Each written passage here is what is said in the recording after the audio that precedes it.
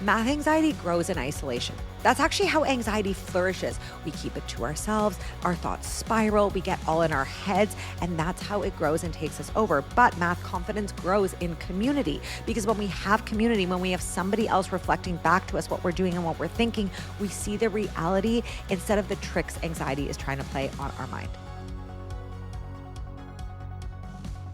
Hello, hi, and welcome to another episode of Math Therapy. It's me, your host, Vanessa Vicaria. I'm staring at a lake. It is July. As much as I want to jump into that lake that I'm looking at, and I'm going to as soon as this is done, I have to record this episode because yesterday I was on a run and I was like, oh my God, I had a sudden epiphany and now I need to turn it into the episode. So I'm aware that this sounds like the ramblings of a crazy person, which it low-key kind of is, but let me back up and tell you this. So as educators, we are constantly learning. My teacher friends are like the most amazing learners. It's July, they have the summer off, but I don't know a single person who isn't still listening to podcasts or enrolled in a book study or doing some casual professional development or some not casual professional development. A couple of weeks ago, I actually keynoted the Summer Learning Institute in Maine, and 100 teachers gathered for 3 days, 3 overnights, to learn about literacy and numeracy. It was actually amazing, but it's work, right? They are learning. And so many of my teacher friends are like, my number one goal is to feel more confident in the classroom next September. I've been feeling a bit anxious around math and I really want to feel more confident. I want to enter the classroom a more confident teacher. And I feel like the thing we don't talk about that often is the biggest thing standing between you and a more confident September you isn't new instructional practices or more content. I'm not saying it never is, but I feel like there's a low-key secret thing that's actually standing in the way, and that is your relationship with math. And I would even take it one step further. Our relationship with math isn't just about math. It's our relationship with doing things that seem hard, or doing things that we've been told we can't do, or doing things that feel unsafe. And for so many of us, educators included, math is this thing that has historically made us feel unsafe. So we can learn all the content in the world and we can develop all this new pedagogy and instructional practices and get all these new strategies and this and that's and ways to start the class and tasks and blah, blah, blah, blah, blah. Those are all great. But if we feel unsafe, if our nervous systems feel as unsafe as they always have around math, we're never going to feel better. It doesn't mean that we're bad teachers. It doesn't mean that we're not doing a good job. But I want you, the listener, you, hello, I want you to feel good. I want you to walk into September and be like, I got this. I fucking got this. I'm not scared, because being scared is just a shitty feeling. And as someone who feels scared and out of control a lot, I'm saying that. I'm saying that firsthand. And I say that because you guys have probably all listened to my mental breakdown episode about taxes. Well, it's not that I'm coming to you with the same energy right now, but the energy is not so different, because I'm noticing that once again, I'm in a spiral around something that makes me feel unsafe. And that thing for me is feeling like I'm not organized, feeling like I don't have organizational systems in place, and feeling like I don't understand where to start. And it is the exact same way that so many educators and non-educators feel about math. I don't understand it. I've traditionally never felt good at it. It feels like every time I do it, I get it wrong. And ick, blah. Now, let me make this parallel even stronger right now. I am an organized person, right? You guys know me. I'm not saying I'm the most organized person, but I'm obviously organized enough, right? I run several businesses. I travel all the time and I have yet to miss a flight. It's Mercury retrograde, so I shouldn't be putting that out into the ether. But I get shit done. Everything's, I'm living my life. I get it together. I'm fine. So I must be organized enough, right? But it doesn't matter because I don't feel organized. Right? So as organized I am, as much as it's just like you guys, teachers, you're teaching, you're doing a great job. In fact, your students are probably like, this is the best math teacher I've ever had, but you don't feel confident. You don't feel like a great math teacher. And that honestly matters just as much, if not more, than the reality. So I want to get into an episode today that is all about how we are going to get you to feel confident and safe when you are teaching math in the fall. And if you're listening to this and you're like, I'm not teaching math in the fall, fine. I want you to feel confident and safe by the time September rolls around. I want you to feel confident and safe whenever math is present in your environment. Now, here's the thing. Confidence isn't something you have. Confidence is something your nervous system learns, and it learns that through experiences that validate the fact that you are doing the thing that you are scared of doing and nothing bad is happening. It happens through having experiences that actually are safe. And when you complete those experiences or engage in them, your nervous system registers, oh, I am safe doing this thing.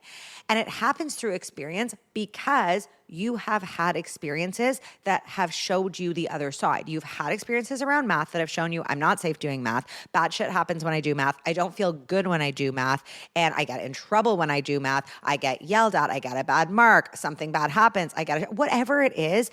Your nervous system has learned that it's not safe for you. So we now need to show it through experience that it's not true anymore, that is an old story. And the way we are going to do it is through 8 experiments that show your nervous system that it is safe doing math.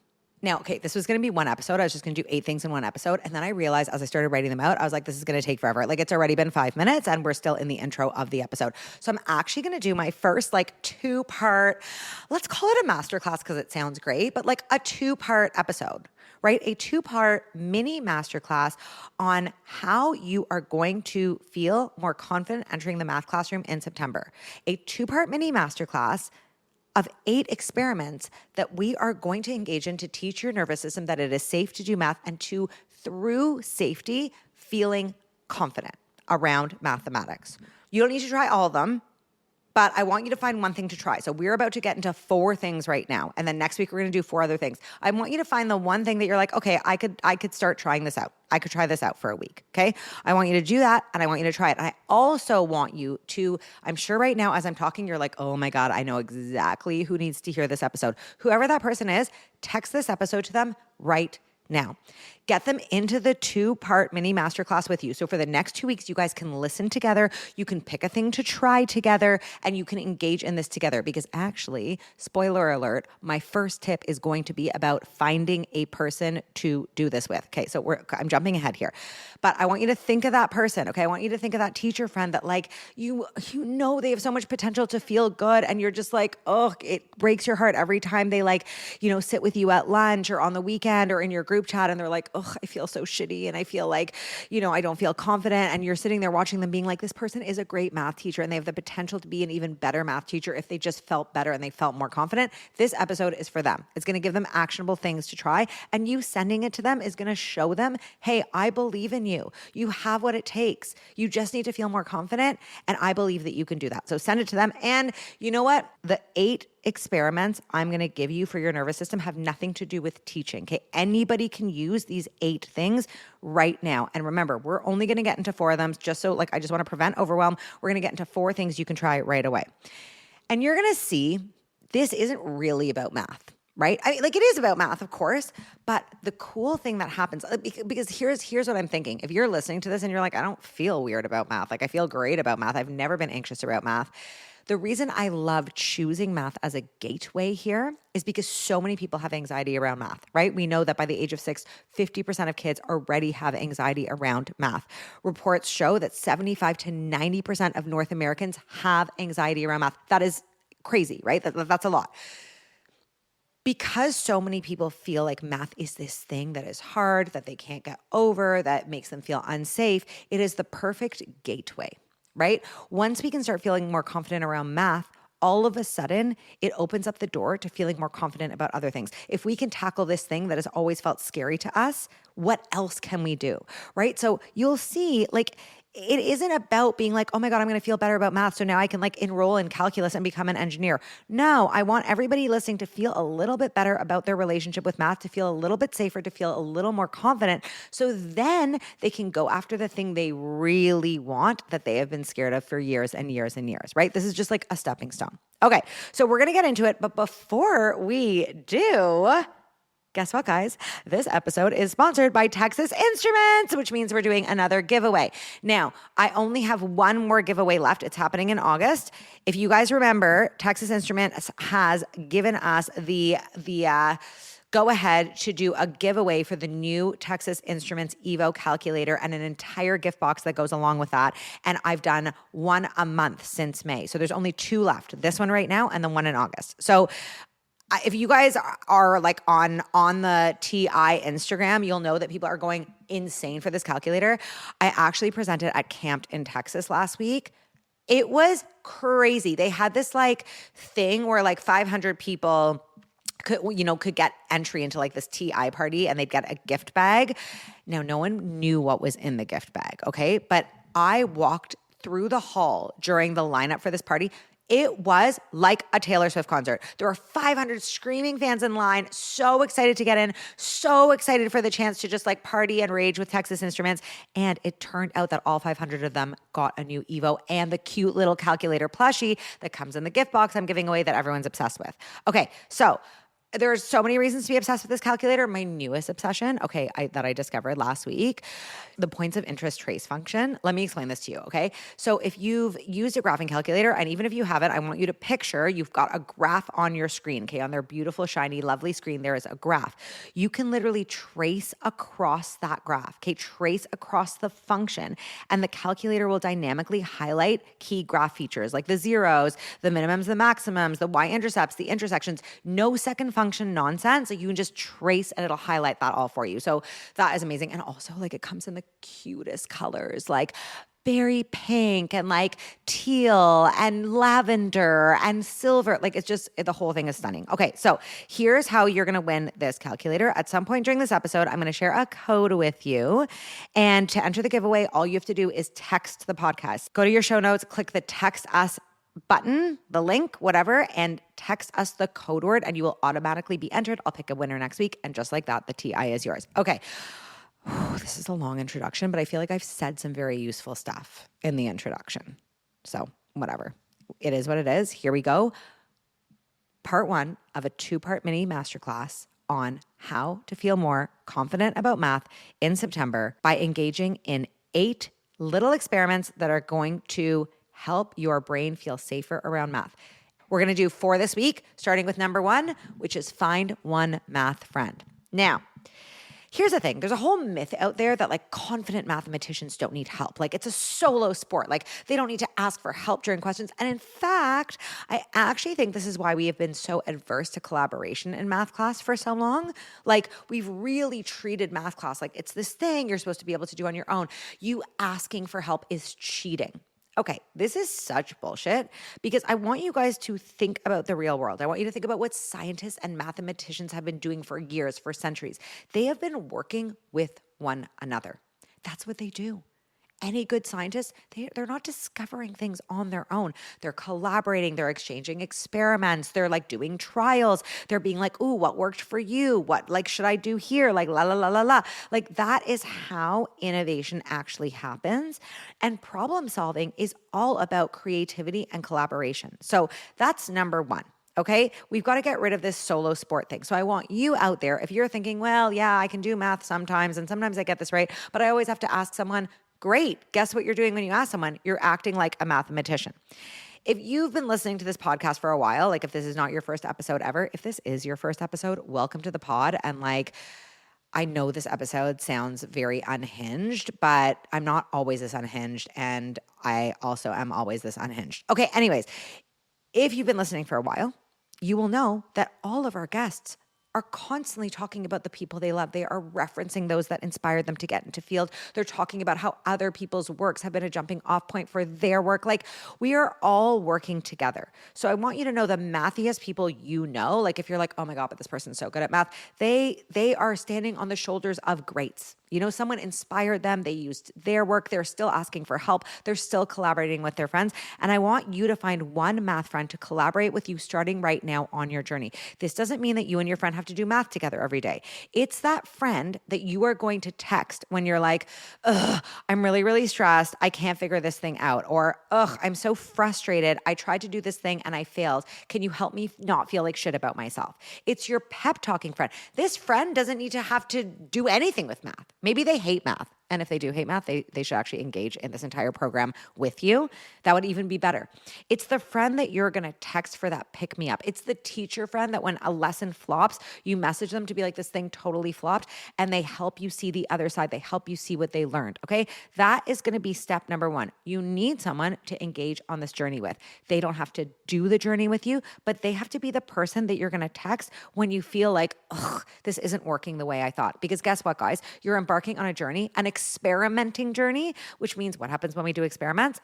They flop a lot of the time, right? They don't turn out the way we expect. That is a whole thing about like experimenting. You've got to be ready for that, right? And when you're ready for that, you are going to be good to go, because when you fail, when you encounter an obstacle, which you will, you'll have that person to text for a little pep talk. Okay. So think about that one person who's going to be your go-to texter. Maybe you're even going to message them and be like, hey, I don't know, I'm doing this weird like experiment, this mini masterclass with like math therapy.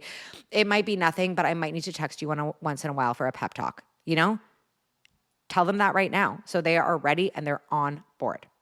I want you to remember, math anxiety grows in isolation. That's actually how anxiety flourishes. We keep it to ourselves, our thoughts spiral, we get all in our heads, and that's how it grows and takes us over. But math confidence grows in community, because when we have community, when we have somebody else reflecting back to us what we're doing and what we're thinking, we see the reality instead of the tricks anxiety is trying to play on our mind. Okay, number 2. Experiment and experience number 2 is you are going to replace proving with improving. How often are we secretly trying to prove that we're good enough, right? Especially, I feel like in education, we are constantly feeling like we're being evaluated by our students, by their parents, by the leaders, by the admin, like by the whatever, the data, like, you know what I mean? Like, it's always like this feeling like we've got to like show that we are mastering what we're doing. Well, here's the thing. What are we asking our students to do? We want our students to be learning and growing and progressing. We don't want them to be perfect, yet we hold ourselves to a completely different standard, right? Like, I think a lot of us think, I don't know about you guys, but I always think when I tell someone that I do math or I'm a math teacher, immediately something in my mind goes, okay, Vanessa, you just told them you were a math teacher. You now have to get every single mathematical thing ever perfect in front of this person, right? You cannot make a wrong calculation error. You can't hesitate. You can't say, I don't know. Like, you better be ready to calculate, to crunch numbers, and to just get it right every single time, to have every single answer. It's crazy. Like, I do this work and I still feel that way. And I think it's because, again, we could dig so deep into this. We have this idea that if you're good at math, you're supposed to be this like genius that's like infallible. And I actually think about music. Like, I think I'm actually wondering this out loud. I'm like, if I tell someone I'm a musician, which like I'm a musician, there have actually been times when people have done things to challenge that. I remember our band was auditioning this drummer once. Like, we were trying to find a new drummer for the band. And this guy we were auditioning said, he named some band. He was like, oh, blah, blah, blah. I'm really inspired by whoever. And I was like, oh, I don't know who that is. And he literally said to me, you're a singer in a rock band and you don't know who blah, blah, blah is? Like, that should be illegal. And I was like, okay, well, first of all, fuck you. I'm never hiring you. It's my band and you are not going to be my drummer. But I also was like, even though I knew it was bullshit, I was sort of like, oh, like, that's his standard, right? Is that a thing? Like, if you're a musician, you should know every single band. Like, if you're a musician, should you know every single note? And it's taken me a while, but I'm very comfortable now with being like, yeah, I'm a musician and these are the things I do. Like, I play a guitar and like, I can shred a solo for you, but like, I don't know anything about music theory. Like, I think about David, actually, who is one of the best guitarists I know. He knows nothing about music theory. It doesn't matter. He's an incredible guitarist, right? No one would ever debate that. And I think we've got to carry that over into math class, is like, you can be like somebody who does math. You can be good at math. You can teach math. You can be a math learner. You can be a math doer. You can be a math thinker. And it doesn't suddenly mean you need to like expertly know how to do every single mathematical thing in the world. That doesn't even make sense. There's so much math, right? So like, I think this is the thing, the idea of replacing proving with improving. Instead of being like, oh my God, I need to be 100% at everything I do, I want you to ask this question, okay? Every single day, starting now, I want you to ask this question about anything. It can be about math. It can be about math. But remember, these are 8 experiments to get your nervous system feeling safer around doing math, AKA around doing something that you think is hard, that you don't feel confident about right now. And that doesn't always mean doing math. It means setting the stage in your nervous system and mind to feel better around hard things that make you anxious. So here's the question you're going to ask every single day this week. What's one thing I could understand 1% better today? It can be anything. Maybe I want to know how AI actually works. Maybe I want to understand, why does my oat milk curdle in coffee sometimes, but not all the times? Like, is it a temperature? Is it the type of oat milk? Like, I don't get it. How your car works, how GPS actually works, how the thing on Waze will say like, there's a police person here. Are they still there? Like, who has to input that in for that to show up? Maybe you're trying to understand why your hair is frizzy sometimes. Like, maybe you are trying to understand why flipping and multiplying works with fractions. Maybe it is a math thing you're trying to understand. I don't care what it is you're trying to understand, but I want you to try to understand something. No, I want you to understand something 1% better. Don't want you to understand the entire thing. So for example, if I'm like, I want to figure out why my oat milk is curdling, I might do a preliminary search. I might ask a barista, and I'm going to take one piece of information, and that is going to make me 1% smarter about that thing. Okay, this is not a mathematical calculation, okay? But like, the point is, I don't want you being like, I am going to fully research all the ins and outs of oat milk and exactly how curdling works, and like 10 hours later you have like a 20-page report. No, I don't want you to do that. Why? Number one, it's overwhelming. And we're not trying to overwhelm you. We're trying to show your nervous system it can learn new things incrementally in a small and stress-free way. Okay, we're trying to show you, I didn't understand something, and now I still don't fully understand it, but I understand it a little bit more. You're trying to show your nervous system it can grow and change. You're trying to show your nervous system that as your brain grows and changes, it doesn't have to be scary. Do you see what I mean? So like, how does GPS work? That is giving me anxiety even thinking of trying to learn that. Maybe I can figure out one question. Maybe I can go onto Google and be like, how does GPS know where I am right now? And if I was really being smart about it, I'd be like, can you explain to me, like I'm a 6-year-old, how when I open my phone, GPS locates me in this exact spot? What is it doing? Like, I don't know, whatever. Like, do you know what I mean? Like, what is something that you're interested in learning about that every day you're just like, well, I don't really know. I don't really care, right? Or you're like, I don't really know and it stresses me out. You guys know from that episode I did around taxes, right? You guys know what happened to me. I had such a meltdown because every day for my entire life, I have not understood how taxes work. Really, honestly.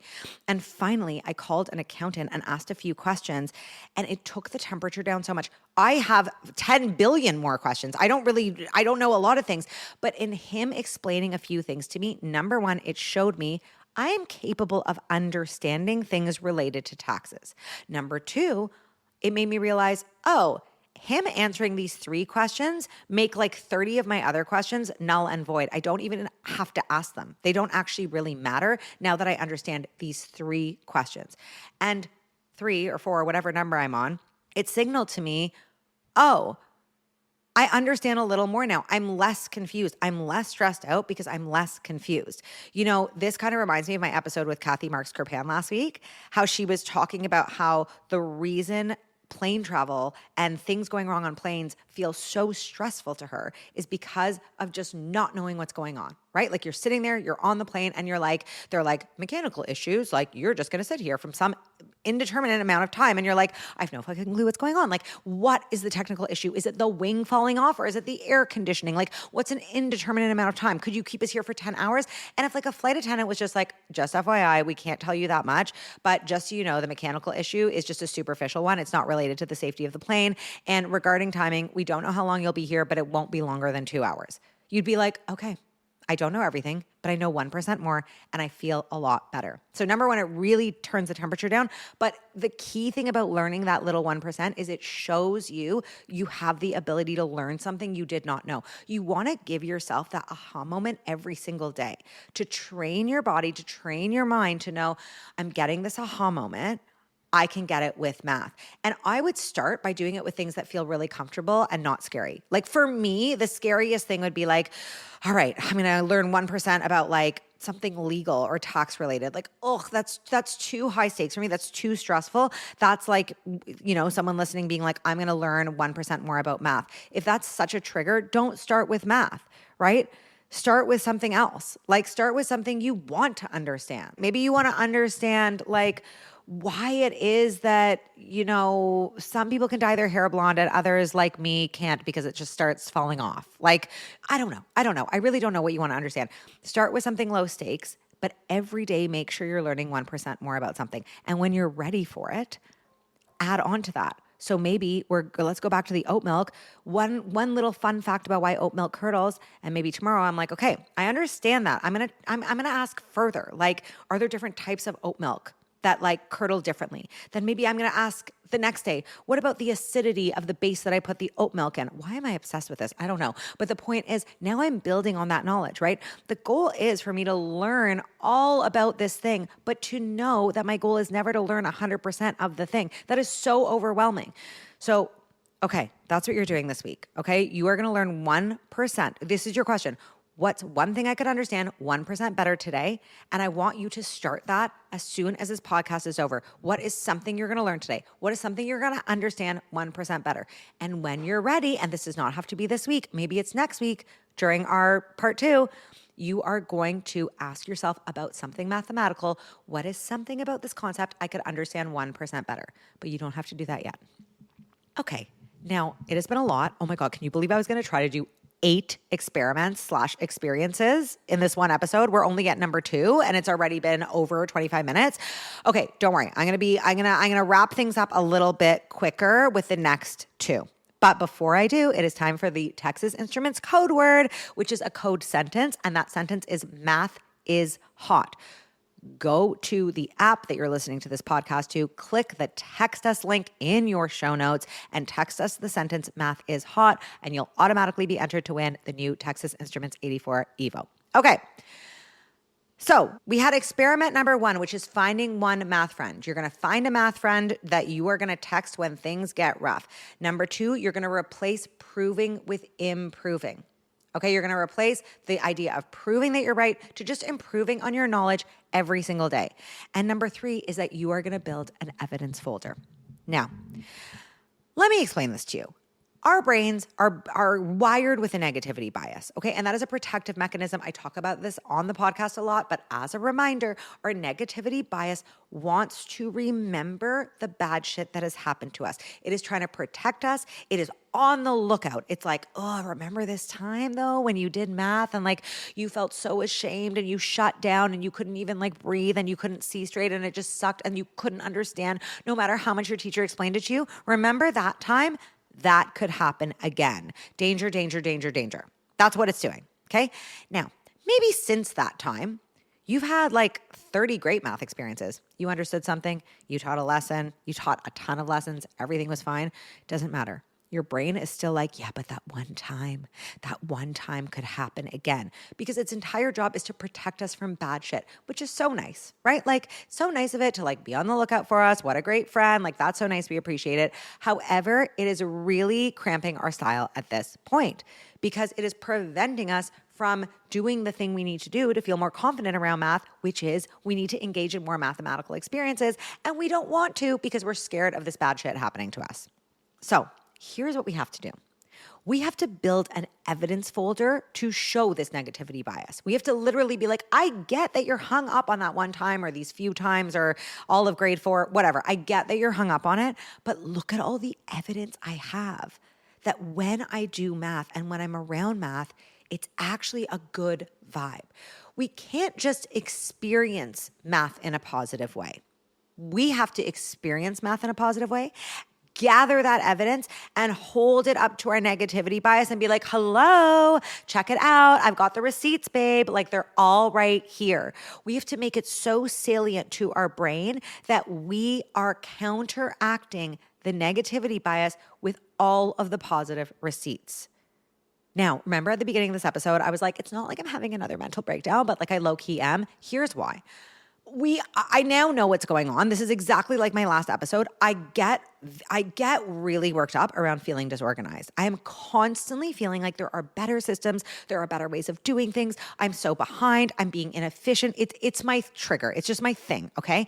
And every time it comes up, I start spiraling. All I'm thinking about are spreadsheets and apps that I've never even used, but that I'm convinced must be better than what I'm doing now. I'm like, I must have some better system. Like, oh my God, I almost missed this thing. Like my spreadsheet isn't complete. I didn't fill out this thing. Like my website is missing the, like I start focusing on all the things I have not done, I'm not doing, I could and should be doing.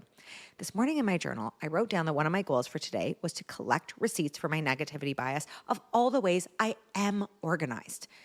It is so hard to do, guys. It's so hard to do, but that's why I'm on here telling you to do it. We are both doing it. I am your math friend now. We are now doing step 1 together. Like we are accountable to one another. I am trying to rewire, to show my negativity bias, but babe, we are organized. Like, sure, there's all these things we could be doing, but look at all the things we are doing. I'm sitting here recording a podcast episode at the exact date that it's due. I'm not even late. I'm recording it right now. I have answered all of the emails in my inbox that are urgent. Like, those are done. But of course, my negativity bias is like, but all the other ones sitting in there, you could be answering those too. And now I'm like, I know I could be, but I've answered all the ones I have to, right? Like this is collecting the receipts. This is collecting evidence. And honestly, me saying it out loud to you is solidifying it more. But if I was you, if you were me, whatever, I mean, you could start your own podcast, but I need you to write them down. I need you to write them down. I need you to take pictures. I need you to create an evidence folder. And what are you finding evidence of? You are finding evidence that you are capable of learning new things and doing hard things. Okay? Learning new things, doing hard things. Again, they can be related to math if you want them to be. To me, that is the next step that we don't even have to start till next week. We don't even have to bring math into it. But hey, babe, if you want to start with some mathy things that you have learned or that you have done, please put those in the evidence folder. The whole point of the evidence folder is to show the negativity bias. Hey, when you do math, it's not always bad. Hey, when you learn new things, it's not always bad. Hey, when you do hard things, it's not always bad. In fact, it's often great. Okay, so I need you to gather that evidence because the more you can show your negativity bias, hey, I know you're scared. I know bad things can happen, but look at all the great things that have happened as a result of me learning new things, doing hard things, and doing math. The less scared you are and the more your nervous system registers, it's safe to do math. It's safe to do hard things. It's safe to do things I don't know how to do. So I want you to collect moments, small wins over things you found frustrating, understanding something that felt tricky. Like it doesn't have to be math related, as I said, but it has to be related to the fact that you are learning new things or doing hard things because we are flexing the same muscle as when you tackle the thing that feels scary to you, which for many of you listening is math, right? So the more we can flex that muscle, the more we can strengthen it, the more we can just show the nervous system it is safe to engage in this type of activity, the more confident you're going to feel in the fall, but also the more confident you're going to feel to try more math throughout the rest of the summer. Remember, confidence is not positive thinking. It's not like looking in the mirror and being like, I can do hard things. Like, I'm not scared. Math doesn't scare me. I love math formations. I love them, but that's not where confidence comes from. Confidence isn't positive thinking. Confidence is remembered evidence. It really is. It's embodied evidence that comes from experience. Okay, and finally, for experiment/experience number 4, you just finished collecting your evidence. You're going to be collecting evidence every single day. Now you are going to collect math moments. And this is the only fully mathy one that we are going to do this week. Here's what you're going to do. You're collecting evidence that you can do hard things, you can learn new things, you can grow and change, you can have aha moments, whatever. Now, what you're going to do is you are going to show not just your negativity bias, okay? But you're going to actually show your reticular activating system. Don't worry, big word. We'll get into it in a second.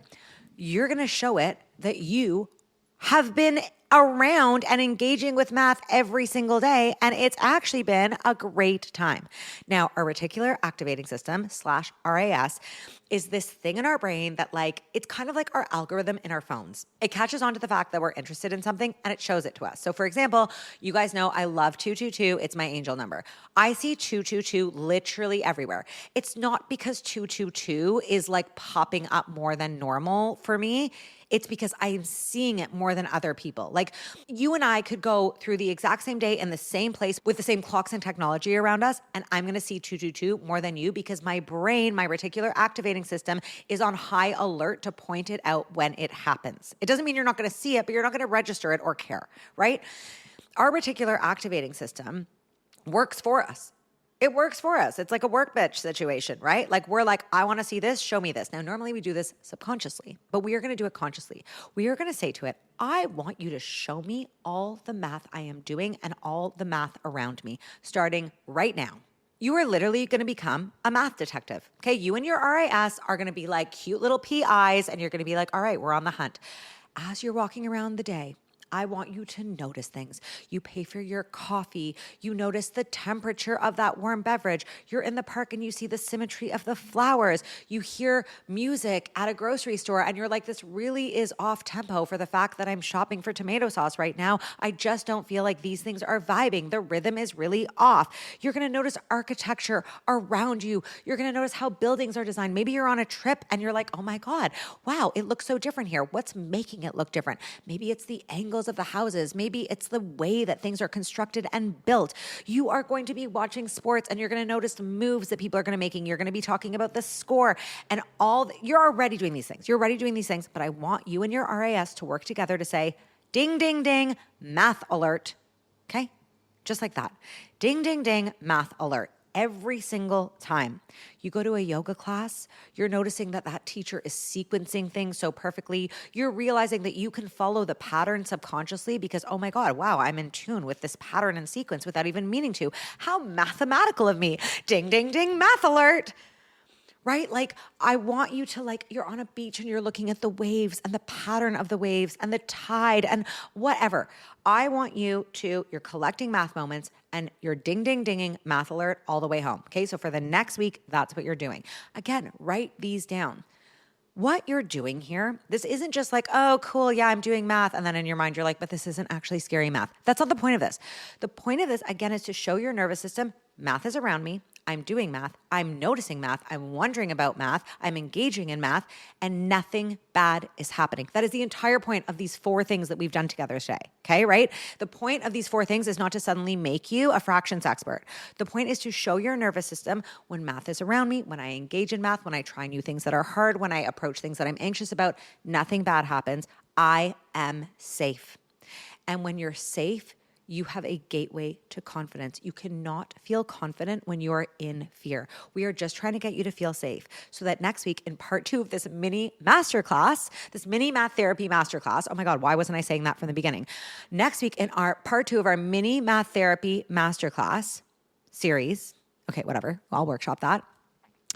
We will start getting into 4 other experiments and experiences you can engage in to help you feel even safer and more confident when you head into the math classroom in the fall. Okay, oh my God, that was long. That was really long. Okay, are we ready? So let's wrap up. So we have 4 things for you to try doing. Let's go over them. Number 1 is find one math friend or just that friend, right? We're calling this person a math friend, but it's that person you can text in a pinch when you're feeling ugh, this feels frustrating or it feels hard or I don't know if I can carry on. Number 2, you are going to replace the word proving with improving by asking yourself, what's one thing I could understand 1% better today? Number 3, you are going to build an evidence folder. Evidence that you can learn new things and do hard things, okay? I want you to fill that evidence folder. And number 4, you're going to start collecting math moments. You and your RAS are going to be ding, ding, ding, math alerting your way through the week, okay? So now you are going to tell me which one you're going to do. Reminder about the giveaway, by the way, right? I said the code word after the second tip. So you can text the code word /code sentence to us by hitting the link in your show notes that says text us. While you're at it, tell me the one thing you're going to try this week. Out of these 4, tell me the one thing you're going to try this week. And remember to tune in next week for part 2. And of course, If you're listening to this and you're like, oh my God, I know who needs to try this, text this to them right now. And in fact, they can be your math friend. You texting them this podcast can be you doing experiment number 1, which is to find a math friend. So there you go. Thank you guys so much for listening. You're the best. I hope you're having the best summer. I can't wait to hear from you. And I can't wait for us to all feel more confident around math and safer in our bodies starting right now.